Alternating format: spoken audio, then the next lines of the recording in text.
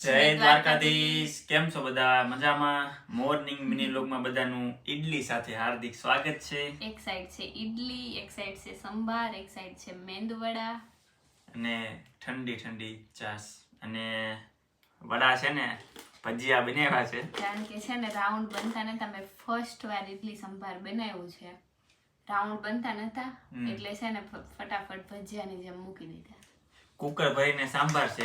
એનો ઈ સાંભાર આપણે સાંજે મૈસૂર ઢોસા બનાવવાના છે સાંજે. બધી વસ્તુ આવી ગયું છે. આમાં ઘટે હું એ બધા કોમેન્ટ કરી દેજો. ભૂલ્યા કોમેન્ટ વગર કરજો.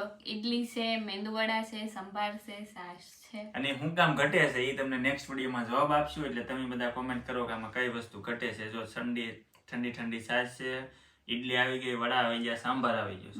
2 દિવસની રજા છે એટલે નવીન બનાવી અને ખાવાનું છે. આજ પહેલો દિવસ સ્ટાર્ટ થઈ ગયો. હા, તો આવી જાવ બધા નાસ્તો કરવા. મળીએ આપણે નેક્સ્ટ વિડીયોમાં. જય દ્વારકાધીશ.